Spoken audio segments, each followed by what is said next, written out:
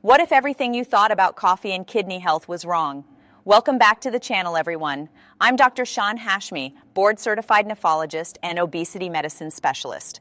Now, 4 years ago, I did a video on this topic that hit over 2 million views. Since then, several new studies have emerged, bigger data sets, genetic insights, even talking about timing of consumption, and they paint a much clearer picture. Now, if you're new to the channel, please hit that subscribe button. I share evidence-based kidney health tips every single week. Today, though, we're going to show you what the latest science reveals about coffee and kidney protection, and I'm going to give you a complete protocol that you can start using today. All right, let's dive in. Back in 2020, there was a large meta-analysis, combined 12 cohort studies, and they had more than 500,000 participants followed up for over 24 years. What they found, in my opinion, is quite striking. Coffee drinkers had a 14% lower risk of developing chronic kidney disease, and there was a 19% lower odds of having protein in their urine. And finally, 28% lower risk of dying from chronic kidney disease. The conclusion was quite clear. Moderate coffee appeared safe and potentially beneficial in kidney health. But newer studies have refined that story. Let's talk about a 2025 analysis. This is nearly 5,000 U.S. adults. And what it found was that drinking more than 1.5 cups daily was linked to about 24% lower odds of chronic kidney disease. That association held strong even after adjusting for things like age, blood pressure, and diabetes. Let's talk about acute kidney injury protection. The RX study followed over 14,000 people for 25 years. Those who drank 2 or 3 cups daily had about 20% lower risk of acute kidney injury. Now, here's the game changer that most doctors don't explain. There's a 2023 meta-analysis, and what it showed was that regular coffee drinkers experienced a small but measurable slowing in kidney filtration decline over time. That may sound small, but over a decade, that difference can mean the gap between stable kidney function and dialysis. Then let's look at kidney stone protection. New genetic data from 2024 suggests that coffee may protect against kidney stones, likely due to its diuretic and antioxidant effects. Now, if you're watching the video so far, type 1 if you drink coffee daily and type 2 if you don't. I'm really curious to see where most people are. The headline is this: moderate coffee intake, about 2 to 3 cups daily, is consistently associated with lower risk of chronic kidney disease, acute kidney disease, and stone formation. Why is it that coffee protects your kidneys? Let's talk biology for a second. Don't worry, I'll explain everything. The antioxidant powerhouse, coffee. It contains more than 1,000 bioactive compounds, chlorogenic acids, melanoidins, polyphenols, and what they do is they reduce the oxidative stress and inflammation inside the glomerulus. That's your kidney's filtration unit.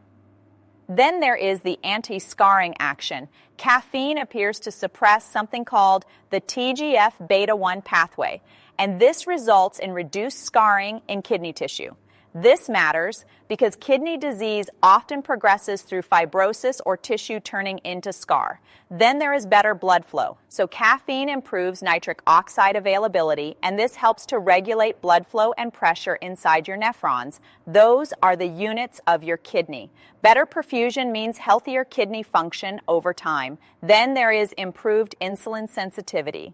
Better insulin control means less stress on the glomerulus inside the kidney. That's why coffee shows up in diabetes studies too. It's all connected. If you watched so far, here's something that surprised even me as a kidney doctor.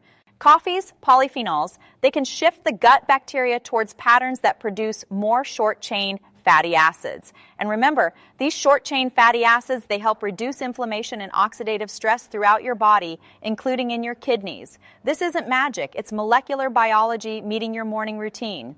Your coffee protocol. Before you celebrate with extra coffee, let's also cover what can go wrong. Blood pressure concerns. High doses of caffeine, especially 200-300 milligrams at once, can raise blood pressure, but only temporarily, especially in sensitive individuals. If your high blood pressure is uncontrolled, limit to 1 to 2 coffee cups daily and monitor your blood pressure. Number 2, which I think is very important, is sleep disruption. Remember, sleep is a self-pillar. Caffeine's half-life is about 4 to 6 hours. Drinking after 2 p.m. can disrupt deep sleep and raise inflammatory markers overnight. Now, if you're one of those folks who's super sensitive, you might have to stop after 12 p.m. or even 10 a.m.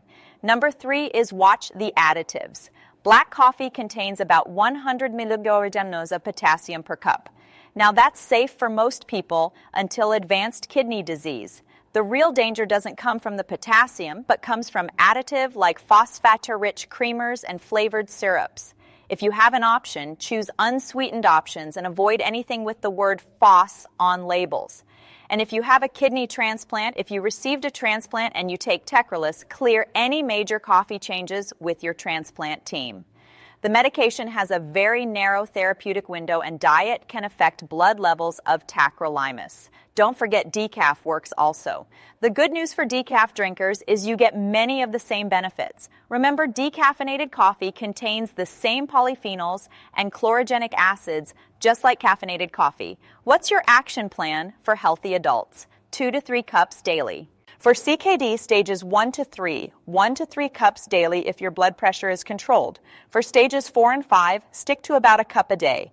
Measure your potassium to make sure that's okay. Of course, avoid anything with the word FOS on there. With transplant recipients, 1 to 2 cups daily, but you have to let your transplant team know. And for decaf, remember, you get the same benefits as regular, but if you're somebody who has sleep issues, decaf might be a better option. Remember, decaf doesn't mean zero caffeine. There's a very tiny amount, but not zero. And one more thing, filtered coffee may reduce lipid-raising compounds found in French press or unfiltered coffee. All right, practical takeaways. When you zoom out of all of this discussion, the message is clear. Moderate coffee intake is not only safe for most people with kidney disease, it may actually protect your kidneys. But the key word here is moderate. If coffee causes anxiety, raises your blood pressure, or keeps you up at night, then it's not healthy for you. And that's the self principle in action. Sleep, exercise, love, and food. Coffee fits under food, but never at the expense of sleep or peace of mind. I would love to understand what's your biggest concern about coffee and kidney health. Drop it in the comments below. Remember, I read every comment and I try to reply to as many of you as possible. Let's bring this all to a close. The next time you pour your morning coffee, remember you are not just waking up. You might be protecting your kidneys also. 2 to 3 cups daily, mostly black, earlier in the day. That's the sweet spot. Now, if this video helped you to understand the coffee-kidney connection, hit that like button. It really helps me to continue this work. It helps more people to discover this content.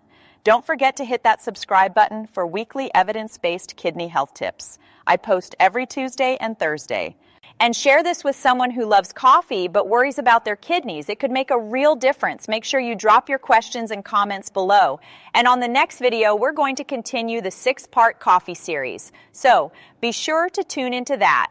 I always want you to know that you should consider talking to your healthcare provider before ever making any changes to your health routine. The last comment is always practice kindness and gratitude to others and to yourself by taking care of health every single day. Thanks for watching, and I'll see all of you in the next